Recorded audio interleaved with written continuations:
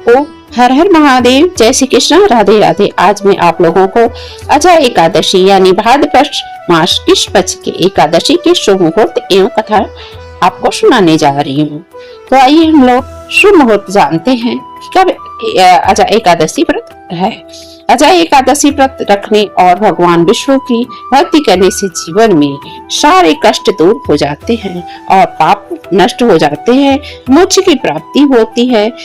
धार्मिक मान्यताओं के अनुसार भगवान विष्णु के ऋषिकेश स्वरूप की पूजा किया जाता है। इसे मृत्यु के बाद विष्णु लोक मिलता है जो लोग इस व्रत को करते हैं। अजय एकादशी व्रत की कथा सुनने मात्र से ही अश्वमेध यज्ञ फल प्राप्त होता है। भाद्रपद मास के कृष्ण पक्ष की एकादशी को अजय एकादशी व्रत कहा जाता है। ऐसी मान्यता है कि यह व्रत जीवन से दुख दर्द और संकटों का नाश कर देता है और मोक्ष का मार्ग प्रशस्त कर देता है। अजय एकादशी का पालन करने से मनुष्य को पिछले जन्म के पापों से भी मुक्ति मिल जाती है। इस व्रत को रखने से जीवन में सकारात्मकता आती है और अनेक कठिनाइयों पर विजय प्राप्त होती है। इस साल अजय एकादशी का व्रत 19 अगस्त को रखा जा रहा है। एकादशी तिथि की शुरुआत 18 अगस्त को शाम 5:22 में शुरू हो जाएगी। वहीं अजय एकादशी का समापन होगा 19 अगस्त को 3:32 पे। तो विद्या तिथि के अनुसार 19 अगस्त को मंगलवार के दिन एकादशी व्रत रखा जाएगा। व्रत का पारण 20 अगस्त को सुबह 5:53 यानी 53 मिनट से 8:29 पर समाप्त हो जाएगा। इतनी देर में आप यदि पारण करेंगे तो शुभ फल की प्राप्ति होगी। धार्मिक मान्यताओं के अनुसार अजय एकादशी व्रत रखने और विष्णु भगवान की भक्ति करने से हमारे जीवन में आ रही बाधाएं नष्ट हो जाती हैं और विष्णु लोक की प्राप्ति होती है। अजय एकादशी के दिन प्रातः काल स्नान आदि से निवृत्त होकर के साफ वस्त्र पहने और विष्णु भगवान का ध्यान करके हाथ में संकल्प लें और पूजा स्थल को साफ करके ईशान कोण में साफ करें और उस वहां पे चौकी बिछाएं और उस पे लाल रंग का पीला रंग का कपड़ा बिछाएं। विष्णु भगवान की मूर्ति चाहे प्रतिमा स्थापित करें, जो भी आपके पास चित्र है वो स्थापित करें। फिर उसके बाद में पीले रंग का फूल, पीले रंग का फल, पीले रंग का वस्त्र जो भी आपके पास है यथाशक्ति उन्हें समर्पित करें। चंदन, रोली, चावल, धूप, पुष्प और दीपक दिखाएं भगवान को और फिर उसके बाद में हाथ में चावल लेके संकल्प करें, हे भगवान मैं आपकी आज पूजा करने जा रही हूँ। पहले संकल्प कर ले, तभी उसके बाद में आप व्रत प्रारंभ करें। पहले हाथ में चावल लें, जल लें और फिर बोले, हे विष्णु भगवान आप मेरी ये मनोकामना पूर्ण कीजिए। उसमें कुछ दक्षिणा भी रख लें, 1 रुपया, 51 रुपया, चाहे जो भी आपके पास यथाशक्ति है उतना लेके संकल्प लें। फिर उसके बाद कहें, हे भगवान विष्णु भगवान आपकी मैं ये व्रत कर रही हूँ। तो जैसे भादो मासे कृष्ण पक्ष एकादशी तिथि मंगलवार दिने आपकी अमोघ गोत्रे, आपका जो गोत्र है ऐसे करके गोत्रे कह के आप संकल्प लें। फिर उसके बाद में उस संकल्प को छोड़ दें। छोड़ने के बाद ओम ऋषिकेशाय नमः करते हुए आपको हाथ को धो लें। धोने के बाद में विष्णु भगवान का व्रत करें। उसके पहले 1-2 दिन पहले ही चावल छोड़ दे, लहसुन प्याज छोड़ दे। 1 दिन बाद भी ऐसा परहेज करना है, नाखून बाल उस दिन नहीं काटना है और उसके बाद में आप व्रत को प्रारंभ करें और भगवान को धूप दीप इत्यादि दिखा के भगवान की पूजा स्टार्ट करें और फिर कथा सुने। एक घड़ा भी रख ले और उसके ऊपर कटोरी रख ले। इस तरह से घड़े को ढक दे, चाहे मिट्टी का हो चाहे पीतल का हो, क्योंकि जल रखना बहुत ही शुभ माना जाता है।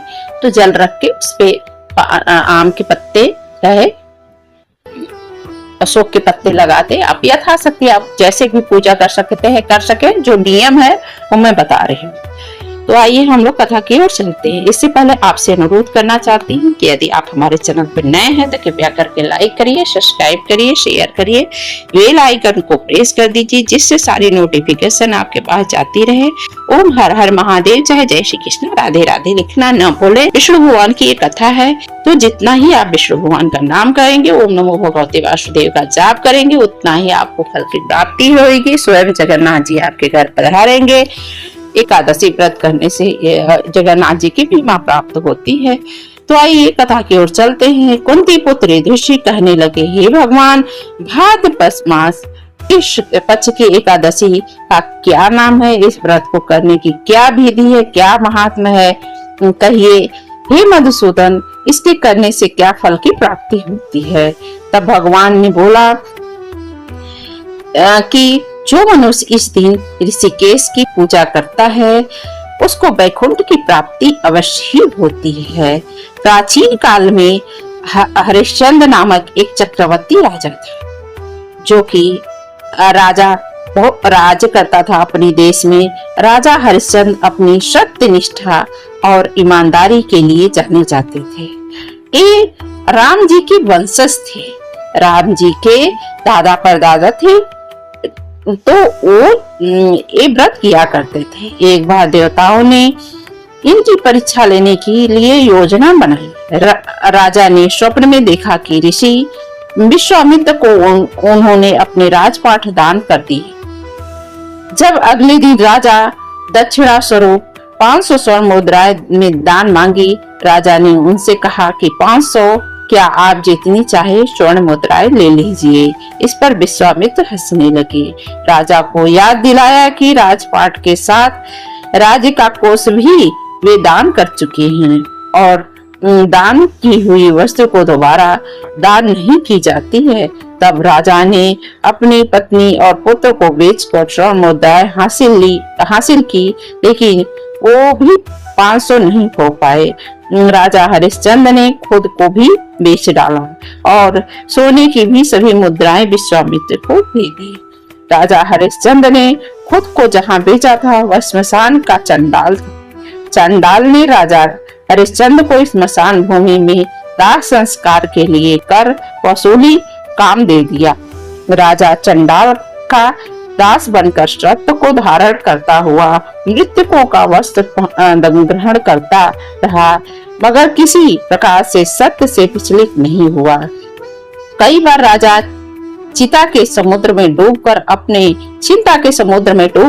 अपने मन में विचार करने लगता कि मैं कहाँ जाऊं, क्या करूं जिससे मेरा उद्धार हो। इस प्रकार राजा को कई वर्ष बीत गए। एक दिन राजा इसी चिंता में बैठा हुआ कि गौतम ऋषि आ गए। राजा ने उन्हें देखकर प्रणाम किया, अपनी सारी दुख भरी कहानी का सुनाई।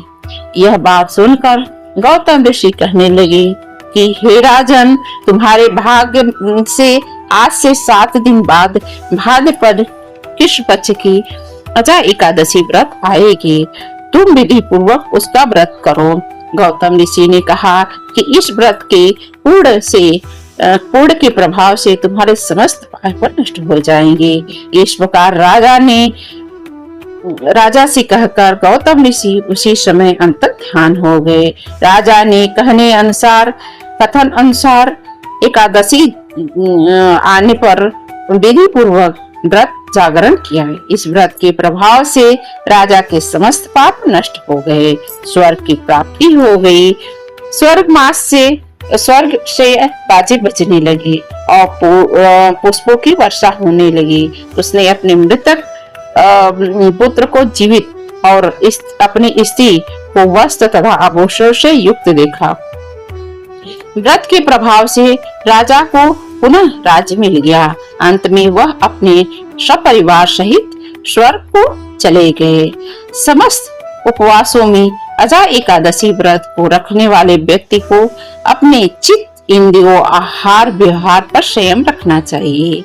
एक दिन भले ही चावल छोड़ देना चाहिए और लहसुन प्याज छोड़ देना चाहिए। यदि जो लोग खाते हैं उसके बाद एक दिन बाद तक लहसुन प्याज छोड़े रहना चाहिए। अजय एकादशी व्रत का उपवास व्यक्ति को अर्थ काम से ऊपर उठकर मोक्ष के मार्ग का लिए प्रशस्त करता है, प्रेरणा देता है। यह प्राचीन समय से ही यथावत चला आ रहा है। इस व्रत का आधार पौराणिक, वैज्ञानिक और संतुलित जीवन। इस उपवास के विषय में यह मान्यता है कि इस उपवास के फल स्वरूप मिलने वाले फल अश्वमेध यज्ञ फल के बराबर होते हैं। कठिन तपस्या तीर्थों में जो करने से जो फल प्राप्त नहीं मिल पाता, वह सिर्फ अजय एकादशी व्रत करने से फल प्राप्त होता है। यह उपवास मन को निर्मल करके किया जाता है। किसी की निंदा नहीं करनी चाहिए, किसी की चुगली नहीं करनी चाहिए, किसी की हिंसा नहीं करनी चाहिए, तभी एक फल संपूर्ण रूप से आपको प्राप्त होगा।